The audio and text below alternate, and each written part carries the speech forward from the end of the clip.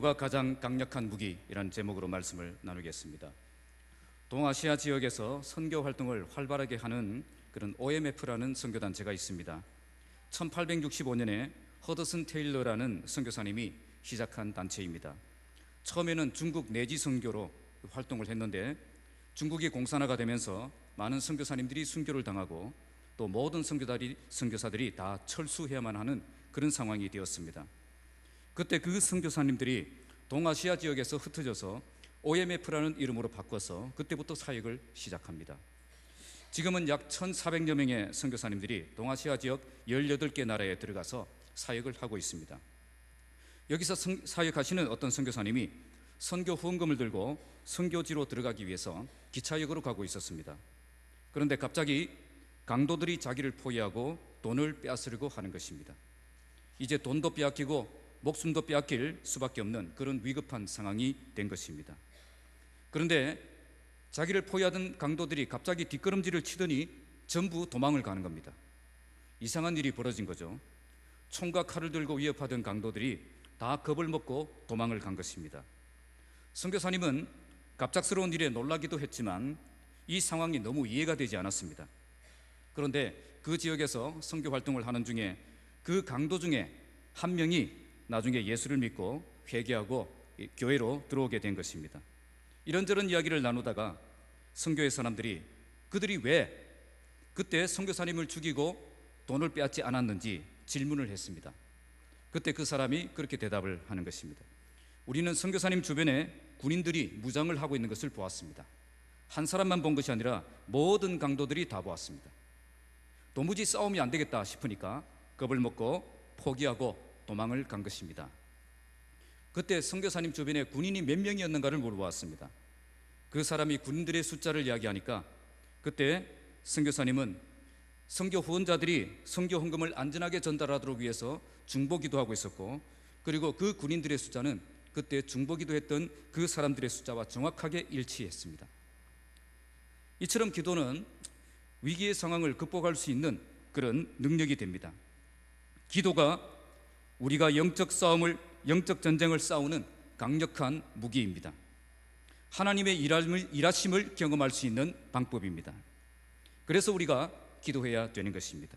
특히 목장 모임에서 선교사님을 위해서 기도해야 되는 것입니다. 돈이 능력이 아니라 기도가 능력입니다. 우리의 기도가 가장 강력한 무기가 될 수 있습니다. 오늘 사도행전 12장은 이제 본격적으로 이방인에게 복음이 전파되기 위해서 모든 준비가 갖춰지고 있을 때에 예루살렘 교회에 큰 핍박이 일어나는 것을 볼 수가 있습니다. 사도행전 11장 마지막에 보시면 이때가 마침 바나바와 사울이 안디옥에서 보내진 그 구제금을 전달하기 위해서 예루살렘에 와 있을 때였습니다. 그리고 12장 마지막에 보시면 모든 상황이 종료된 뒤에 바나바와 사울은 부조하는 일을 마치고 돌아갑니다.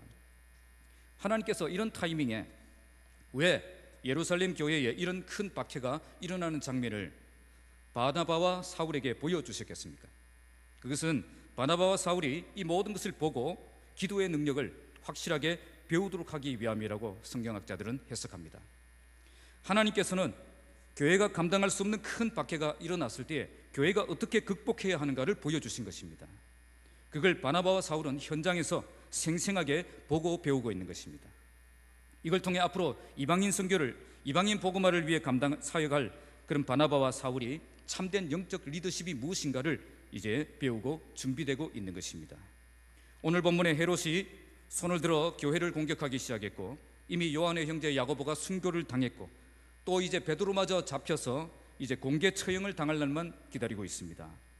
예루살렘 교회는 감당할 수 없는 위기의 순간을 만난 것입니다. 헤롯은 너무 강해 보이고 교회는 한없이 약해 보입니다. 이때 교회는 어떻게 싸워야 되겠습니까? 오늘 본문은 그들의 무기가 기도였음을 우리에게 보여줍니다. 그들은 헤롯과 직접 싸우려고 하지 않았습니다. 헤롯을 장악하고 있는 그런 어둠의 영들과의 싸움이라는 것을 잘 알았습니다. 그래서 그들은 기도로 무기를 삼고 기도로 싸웠던 것입니다. 교회가 합심하여 간절하게 기도하기 시작했을 때에 그때 교회는 승리할 수 있었던 것입니다. 오늘 말씀은 우리가 기도로 무기를 삼고 영적 전쟁을 싸울 때에 승리하는 싸움을 싸울 수 있음을 보여줍니다. 기도가 가장 강력한 무기입니다. 우리가 기도할 때 모든 견고한진이 무너지게 될 것입니다. 오늘 이 말씀을 통해서 기도의 능력을 굳게 믿고 함께 모여 간절하게 기도하며 어떤 위기를 만나도 극복하는 교회로 세워지기를 주님의 이름으로 축복합니다. 자, 먼저 5절 말씀은 영적 전쟁을 위한 무기임을 우리에게 말씀합니다. 5절 함께 읽겠습니다. 시작. 이에 베드로는 자, 우리말 성경에는 번역이 생략되었는데 원문에는 옥에 갇혔고와 교회는 이 사이에 그러나라는 말이 들어가 있습니다. 다시 번역하면 이에 베드로는 옥에 갇혔다. 그러나 교회는 그를 위하여 간절히 하나님께 기도했다. 이렇게 되겠습니다.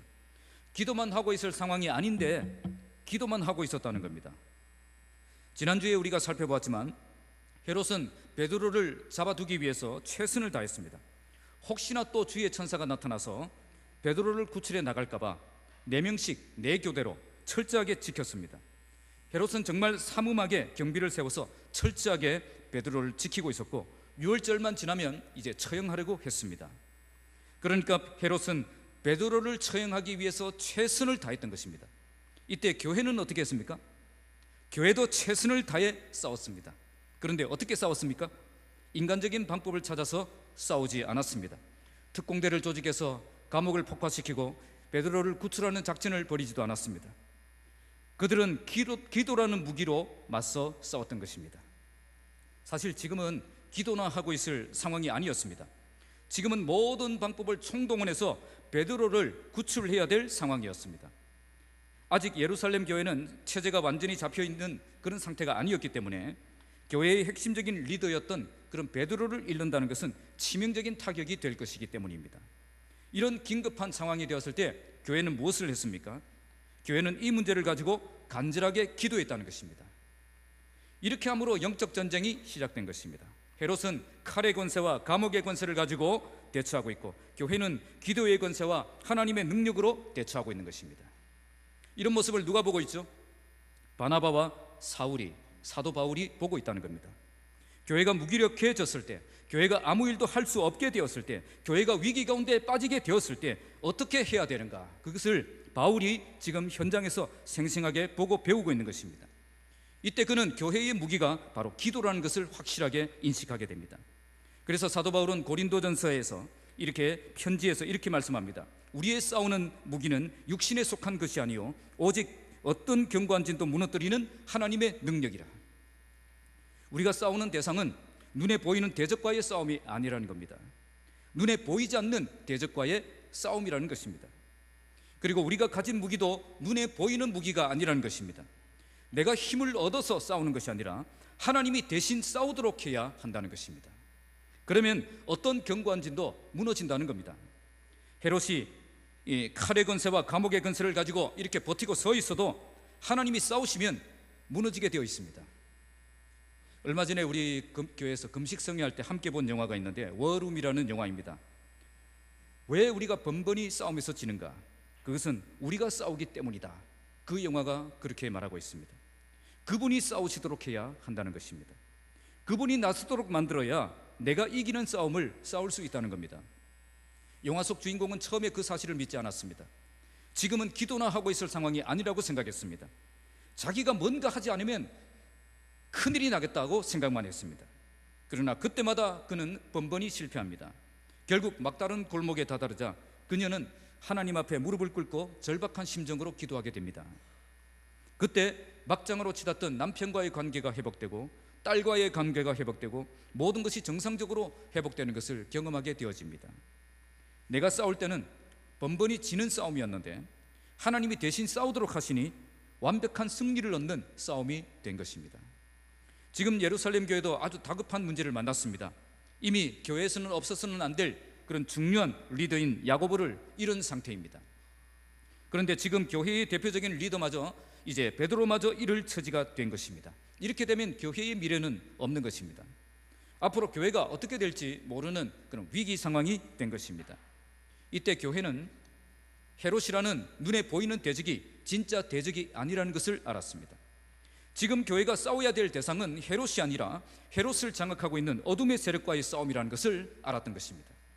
그래서 헤롯과는 아예 싸우려고 하지 않았습니다. 그는 가짜 대적이기 때문에 그렇습니다. 그래서 그들은 진짜 대적과 싸우기로 결정했습니다. 진짜 대적인 마귀와 흑암의 권세와의 싸움은 어떻게 싸워야 됩니까? 기도로 싸워야 되는 것입니다. 그들을 이길 수 있는 진짜 무기는 내가 들고 있는 것이 아니라 하나님이 들고 있기 때문입니다. 그래서 하나님이 이 싸움에 나가시도록 기도해야 되는 것입니다. 지금도 마귀는 절대 자기가 전면에 나와서 우리와 싸우지 않습니다. 그는 가짜 대적들을 계속 보냅니다. 그리고 우리를 계속 공격합니다. 그때 우리는 그 가짜 대적들과 싸우면 안 됩니다. 그건 썩는 거예요. 사실 그들도 피해자입니다. 도리어 우리는 원수들을 축복하고 사랑하고 섬겨야 될 사람이지 그들을 미워하고 대적하고 그들과 싸워야 될 사람이 아니라는 겁니다. 우리는 기도로 무기를 삼고 보이지 않는 대적, 그리고 영적 싸움을 잘 싸우는 사람이 되어야 됩니다. 기도는 하나님의 백성만 가질 수 있는 가장 강력한 무기입니다. 기도나 하고 있을 상황이 아니라고 생각하는 그 순간 이미 우리는 영적 싸움에서 지고 있는 것입니다. 기도의 능력이 어떤 것인지를 모르기 때문에 하는 소리입니다. 예루살렘 교회는 정말 교회가 장래가 걸려있는 중대한 문제를 만났을 때 그들은 함께 모여 간절하게 기도했습니다. 그들이 모여서 간절하게 기도했을 때 헤롯의 그 견관진이 무너진 것입니다. 아무리 철통 같은 수비를 하고 철저한 계획을 세우고 강력한 무기로 달려들어도 한 방에 훅 가버리는 것입니다. 겉으로 보기에는 교회가 무기력한 존재 같습니다. 기도만 하고 있는 한심한 집단 같아 보입니다. 뭔가 빨리 대책을 세워야 되는데 아무것도 하고 있지 않는 바보들의 모임 같습니다. 그러나 그게 아니었습니다. 교회는 가장 강력한 무기를 들고 가장 확실한 승리를 얻는 가장 능력 있는 싸움을 싸우고 있었던 것입니다. 기도는 인간적인 노력 다 하다가 결국 안 되어서 마지막에 붙잡는 지푸라기와 같은 것이 아닙니다. 가장 먼저 엎드려서 하나님이 일하시도록 만드는 그 사람이 가장 확실한 승리를 얻게 될 것입니다. 기도로 무기를 삼으면 원수는 무너집니다. 기도로 싸울 때 우리는 제대로 잘 싸우고 있는 것입니다. 복음성 가사처럼 앞이 캄캄할 때 뭐죠? 기도 어떻게 하자고요? 잊지 마세요. 앞이 캄캄할 때 기도 잊지 마세요.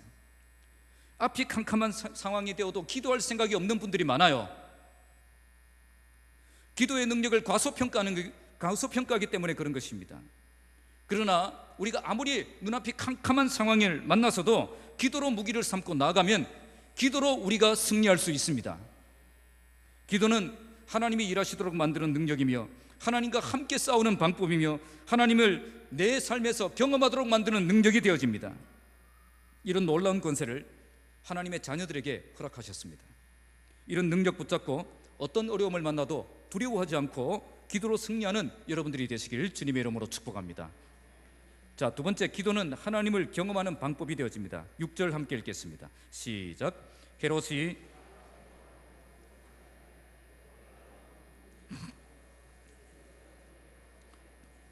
파수꾼들이 문 밖에서 옥을 지키더니, 오늘 본문을 잘 보시면 헤롯이 잡아내려고 하는 언제? 그 전날 밤에. 아침을 다 죽을 드시고 오셨습니까? 헤롯이 잡아내려고 하는 어떤 날에? 그 전날 밤에 교회는 간절히 기도했습니다. 그러면 하나님께서 즉각 응답해 주시면 얼마나 좋습니까? 그런데 그때마다 응답하지 않으셨다는 겁니다. 언제 응답하셨죠? 바로 헤롯이 잡아내려고 하는 바로 그 전날 밤에. 이것이 중요한 포인트입니다. 죽기 전날 밤은 고난의 밤이 깊어진 밤을 의미합니다. 고난의 밤이 깊어졌다는 것은 아무리 기도해도 답이 안 보이고 이제는 다 틀렸다고 포기하는 그 순간, 그 밤을 의미하는 것입니다. 바로 고난의 절정에 이르러서 내가 할 수 있는 일이 아무것도 없을 때에, 그때에 하나님의 응답이 시작되었다는 것입니다. 바로 그 전날 밤에 일이 시작된다는 겁니다. 끝장이 나기 일보 직전에 기도가 응답되는 것입니다. 그래서 아직 응답되지 않았다면, 아직 끝장이 나지 않았다면 아직 끝이 아니라는 겁니다. 우리에게 아직 기도할 시간이 남아있다면 아직은 기회가 있다는 것입니다. 나에게 기도할 기회가 있다면 아직 끝장난 것이 절대 아닙니다. 하나님께서 우리의 기도의 응답을 미루고 계신다면 아직 하나님의 때가 되지 않았을 뿐입니다. 그래서 그 전날 밤까지 우리가 포기하지 않고 절망하지 않고 끝까지 기도의 자리를 지켜야 되는 것입니다. 그때 결국 마침내 응답하시는 그 하나님을 만나게 될 것입니다. 이때 베드로는 무엇을 하고 있었습니까? 두 군인 틈에서 두 쇠사슬에 매여 누워 자는데, 베드로는 내일이면 공개 처형을 당한다는 사실을 잘 알고 있었습니다. 그런데 그는 편안하게 잠을 자고 있습니다. 왜 그럴 수 있었습니까? 생명을 주관하시는 분이 살아계신 하나님이심을 잘 알았기 때문입니다. 지금 내가 죽어도 천국에 들어갈 것이기 때문에 죽음이 두렵지가 않은 것입니다. 그래서 죽음 앞에 이렇게 담담하게 잠을 잘 수 있었던 것입니다. 만약 이런 확신이 없었다면 그는 편안하게 잠을 잘 수 없었을 것입니다. 어떻게 해서든 빠져나갈 방법을 궁리했을 것입니다. 그러나 그는 잠을 자고 있었습니다. 그런데 두 군인들은 어떻게 하고 있었을까요? 쇠사슬 한 개씩 메고 베드로와 함께 누워 있었습니다. 이들도 자고 있었을까요? 모르겠습니다. 그러나 그들은 베드로를 지켜야 했기 때문에 깊은 잠에 빠져 잠을 잘 수는 없었을 것입니다. 그리고 밖에는 누가 지키고 있습니까? 파수꾼들이 문 밖에서 옥을 지키더니, 파수꾼들이 문 밖에서 옥을 지키고 있었습니다. 4명이 한조가 되어서 지키고 있었으니 아마 밖에 2사람이 지키고 있었을 것입니다. 베드로는 편안하게 잠을 자고 있고 이들은 편안하게 잠을 잘 수 없는 그런 밤이었던 것입니다. 자, 7절 함께 읽겠습니다. 시작. 홀련히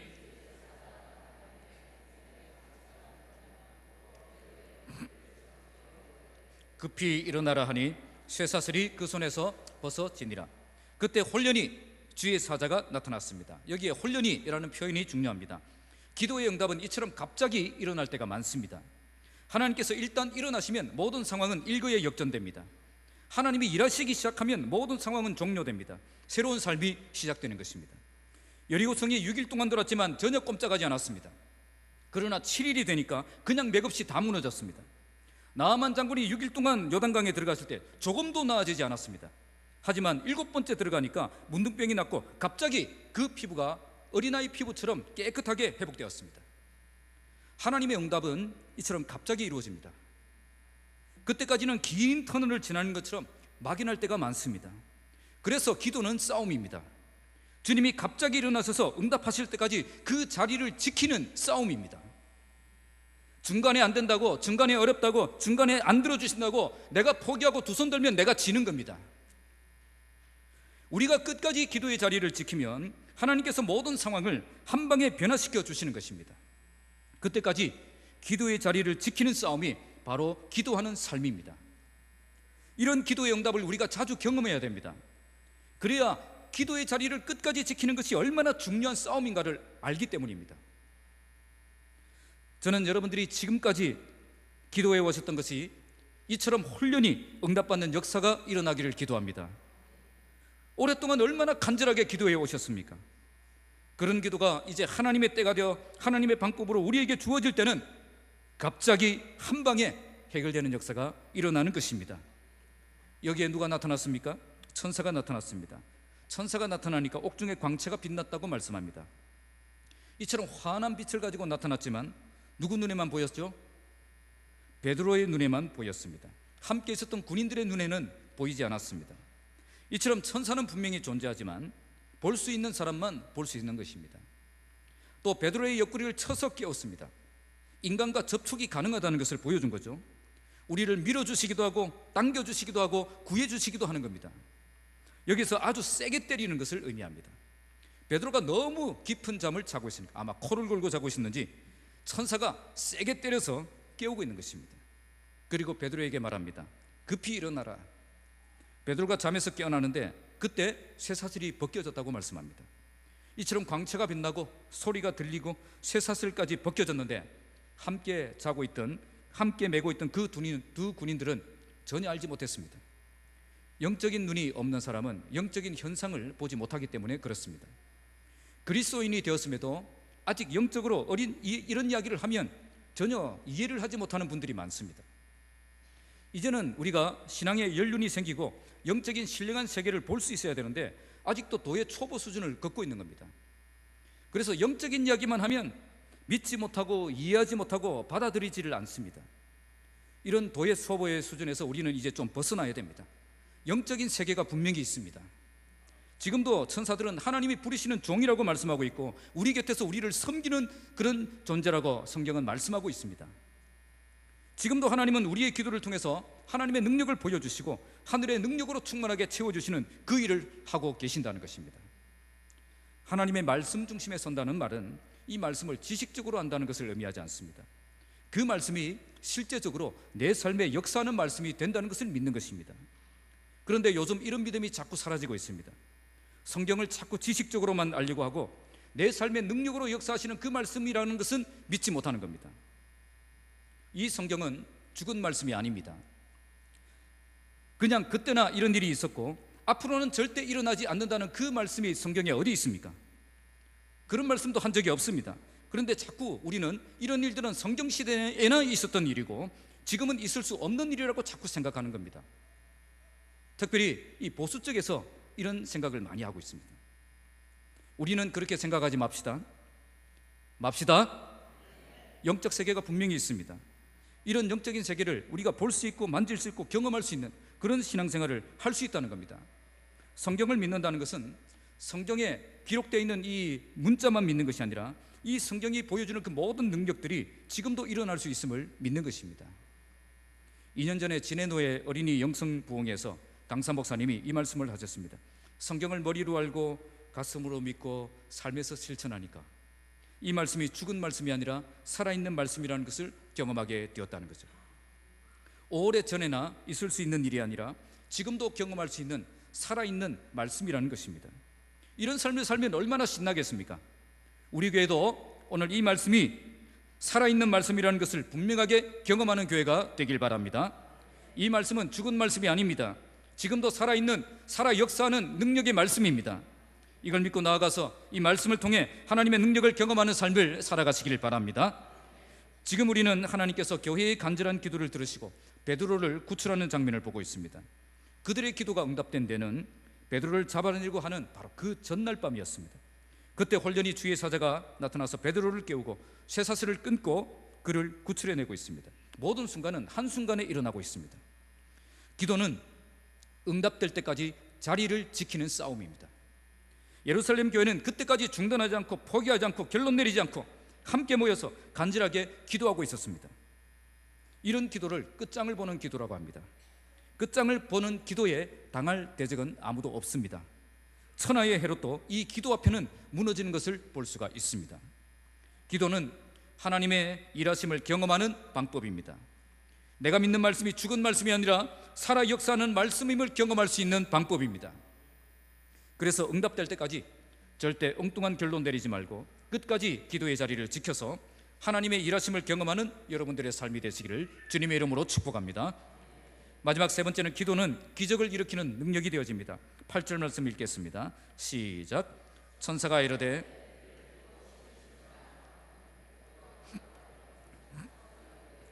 겉옷을 입고 따라오라 한대. 천사가 베드로에게 뭐라고 말씀합니까? 띠를 띠고 신을 신으라고 말씀합니다. 베드로의 옆구리를 쳐서 깨우는 일과 결박을 끊는 일은 하나님이 하시는 일입니다. 그런데 10절에 쇠문이 저절로 열리는 것도 하나님이 하시는 일입니다. 이런 건 인간이 할 수 없는 일입니다. 그러나 띠를 띠고 신을 신는 것은 누가 해야 됩니까? 띠를 띠고 신을 신는 것은 누가 해야 됩니까? 이런 것까지 다 해달라고 기도하고 있으면 안 된다는 거예요. 여기에 헬라어는 스스로라는 말이 들어가 있습니다. 우리말에는 생략되었습니다. 스스로, 네 스스로 띠를 띠고 신을 신는 것, 네 스스로 해야 될 일이라는 것입니다. 이런 것까지 하나님이 다 해주시기를 기다리고 있으면 안 된다는 겁니다. 이처럼 준비가 다 되었을 때 천사는 베드로에게 겉옷을 입고 따라오라고 한 것입니다. 하나님께서 모든 것을 다 이루시지만 인간이 준비되지 않으면 그 다음 단계가 시작될 수가 없습니다. 띠를 띠고 신을 신어야 할 때 베드로가 그대로 하니 천사가 따라오라고 지시했던 것입니다. 베드로가 감옥에 갇혔을 때 교회는 합심하여 간절하게 기도했습니다. 그래서 하나님께서 그 기도에 응답하셔서 베드로를 구출해 주셨습니다. 그런데 하나님의 방법은 베드로를 자동적으로 탁 들어서 감옥 밖으로 탁 꺼내는 그런 것이 아니었다는 거죠. 베드로가 신을 신고 띠를 띠고 따라와야 했다는 것입니다. 자, 9절 함께 읽겠습니다. 시작. 베드로가 나와서 따라갈새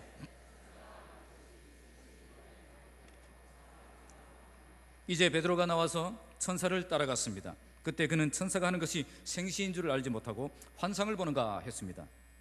여기에 하니라라고 번역된 말은 계속적으로 생각했다는 뜻입니다. 베드로는 지금 천사를 따라가긴 따라가는데 이게 믿을 수가 없어서 이게 지금 환상이 아닐까 계속 지금 생각을 갖고 있었다는 겁니다. 그러니까 베드로는 지금 믿을 수 없는 일을 경험하고 있는 것입니다. 우리가 기도하면 이런 역사를 경험하게 됩니다. 도무지 이해할 수 없는 놀라운 일이 일어나는 것입니다. 지금 자기는 분명히 2명의 군사와 함께 쇠사슬에 매고 누워 있었습니다. 그런데 쇠사슬이 풀어졌습니다. 그런데 아무도 모르는 것입니다. 자기가 띠를 띠고 신을 신는데도, 옷을 입는데도 군사들은 모르고 있습니다. 지금 멀리 떨어져 있는 사람이 이러고 있는 것이 아니라 바로 지금 자기와 함께 쇠사슬을 메고 있는 2사람이 그러고 있는 겁니다. 아마 군사들은 베드로가 여전히 자기들과 함께 쇠사슬을 메고 누워 있는 것처럼 생각하고 있었는지 모르겠습니다. 그래서 베드로는 이런 일을 보면서 꿈인지 환상인지 혼돈을 할 수밖에 없는 것입니다.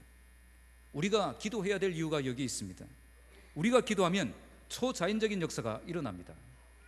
하나님이 하셨다는 것 외에는 설명이 되지 않는 그런 놀라운 일이 일어난다는 것입니다. 제가 아직도 잊지 못하는 사건이 하나 있습니다. 제가 고등학교 때 다녔던 교회의 안수 집사님이 새벽 기도에 나오시기 위해서 교회 근처로 오시기 위해 이사를 하셨습니다. 고층 아파트로 이사를 하셨는데 아마 13층이었던 것으로 기억합니다. 그때 갑자기 인부가 실수로 떨어진 겁니다. 교회 안수 집사가, 바로 옆에 있는 교회 안수 집사가 이사를 하는데, 그것도 새벽 기도 나오기 위해서 이사를 하는데 13층 고층에서 이제 인부가 떨어진 거죠. 눈앞이 캄캄한 상황이 되었죠. 도무지 방법이 없는 그런 상황입니다. 어떻게 지금 줄을 던져서 붙잡을 수도 없고, 그때 급하게 그 집사님은 하나님을 찾고, 하나님 도와주세요. 지금 여기서 이런 사건이 터지면 교회는 뭐가 되고 또 나는 또 뭐가 됩니까? 그죠? 그때 놀라운 일이 벌어졌습니다. 사람이 떨어지면 어떻게 떨어집니까?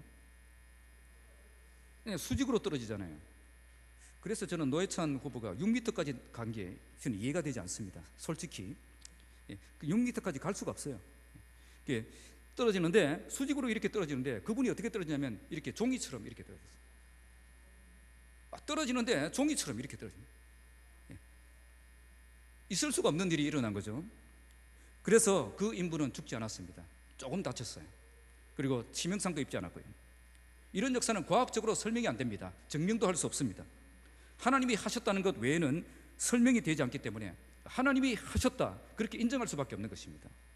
우리가 간절하게 기도하는 이유가 여기 있습니다. 기도하면 초자연적인 하나님의 기적을 경험하며 살아갈 수가 있기 때문입니다. 자, 10절 함께 읽겠습니다. 시작. 이에 첫째와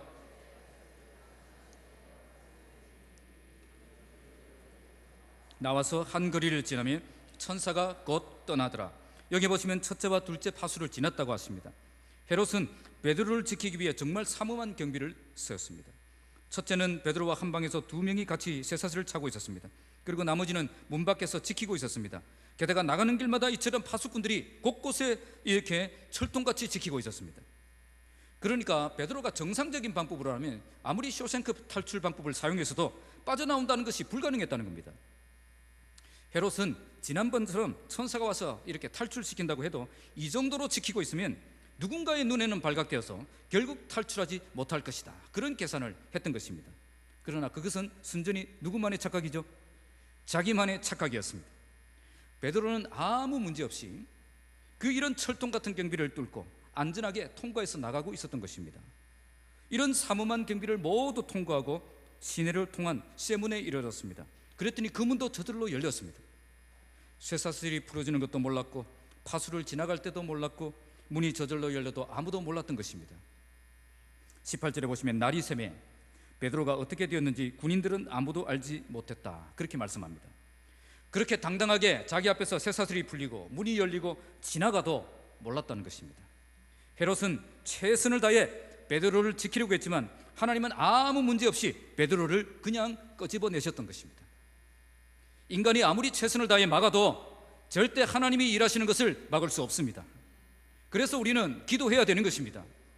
우리가 기도하면 하나님이 일하시고, 하나님이 일하시면 그땐 그 어떤 권세와 능력과 방법도 하나님의 일하심을 막을 수 없기 때문입니다. 우리는 기도의 능력을 절대 과소평가해서는 안 됩니다. 기도하면 하나님이 일하시고, 하나님이 일하시면 홍해가 갈라지고 여리고가 무너지고 아수르 대군 18만 5천이 한 방에 전멸되는 역사가 일어나는 것입니다. 기도하면 하나님이 움직이시고 모든 상황이 일거에 역전되는 놀라운 일이 일어나는 것입니다. 계속 말씀을 보시면 나와서 한 거리를 지나며 천사가 곧 떠나니라고 말씀합니다. 지금까지는 천사의 도움이 필요했지만 이제부터는 천사의 도움 없이 안전하게 갈 수 있기 때문에 천사는 떠난 것입니다. 이제부터는 베드로가 스스로 일어나서 자기에게 주어진 사명의 길을 걸어가야 될 때가 온 것입니다. 이제는 놀라운 기적적인 방법으로 계속 집까지 가야 되는 것이 아니라 자기가 스스로 조심하면서 안전한 곳을 찾아 피해가면서 집으로 가야 되는 것입니다. 이제는 기적이 필요한 것이 아니라 평범한 방법으로 해결해야 될 때가 온 것입니다. 평범한 방법으로 충분히 할 수 있는 그 일까지 기적을 바라고 있어서는 안 된다는 겁니다. 오늘 우리는 베드로의 탈옥 장면을 보았습니다. 베드로의 탈출은 인간의 능력이나 방법이 조금도 개입되지 않은 전적인 하나님의 초자연적인 역사였습니다. 이런 역사가 왜 일어났습니까? 왜 일어났습니까? 기도했기 때문입니다. 교회가 기도했기 때문입니다. 기도하면 이런 역사가 일어나고, 기도하지 않으면 아무 일도 일어나지 않습니다. 오늘 우리 교회도 이런 초자연적인 역사들을 풍성하게 경험하는 교회가 되길 바랍니다. 교회에 아무런 기적이 일어나지 않는 것이 기적입니다.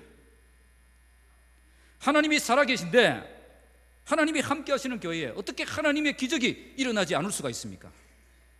그게 기적입니다. 교회는 기적이 일어날 수밖에 없는 것입니다. 그런데 왜 교회에 기적이 자꾸 사라지고 있습니까? 다른 이유가 없습니다. 기도가 사라지고 있기 때문입니다. 우리는 기도의 능력을 믿지 않습니다. 기도 없이 내 힘과 능력으로 감당하려고 하기 때문입니다. 기도하면 하나님이 움직이시고, 기도하면 천사도 움직이고, 기도하면 믿을 수 없는 놀라운 일이 생기는데, 기도하지 않으니까 우리가 그런 일을 경험하지 못하고 있는 것입니다. 기도를 드리세요. 기도를 드리세요.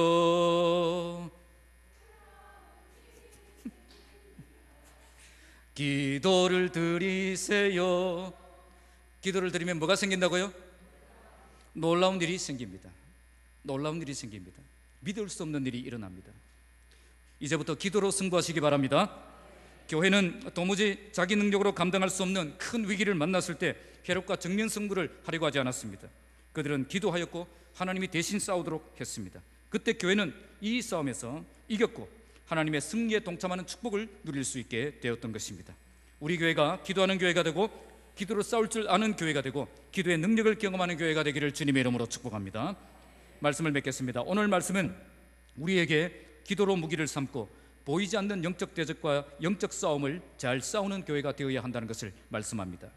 교회는 어려운 일을 만났을 때 함께 모여 간절하게 기도하고 위기를 극복하는 교회가 되어야 됩니다. 미리 결론 내리고 포기하고 주저앉아 있는 그런 교회가 되어서는 안 됩니다. 끝까지 기도의 자리를 지켜서 마침내 일하시는 그 하나님을 경험하는 교회가 되어야 됩니다. 그래서 우리 교회가 이 성경 말씀이 죽은 말씀이 아니라 살아있는 능력의 말씀임을 실제로 경험하는 교회가 되길 바랍니다. 우리 교회가 기도를 통해 초자연적인 역사가 풍성하게 일어나는 교회가 되기를 바랍니다. 위기를 만난 사람들이 기도를 통해 위기를 극복하는 역사가 일어나는 교회가 되기를 바랍니다. 오늘 예루살렘 교회는 기도가 위기의 상황을 극복할 수 있는 강력한 능력임을 경험했습니다.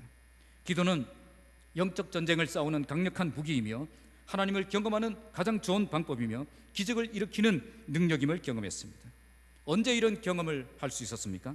함께 모여 간절하게 기도하고 부르짖을 때 이런 능력을 경험할 수 있었습니다.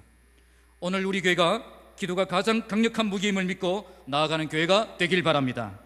함께 모여 기도하여 하나님의 살아계심을 경험하는 교회가 되길 바랍니다. 기도를 통해 많은 기적을 경험하고 간증이 넘쳐나는 교회가 되길 바랍니다. 우리 교회가 기도의 능력을 믿고 기도로 승부하는 교회가 되기를 주님의 이름으로 축복합니다. 기도하겠습니다.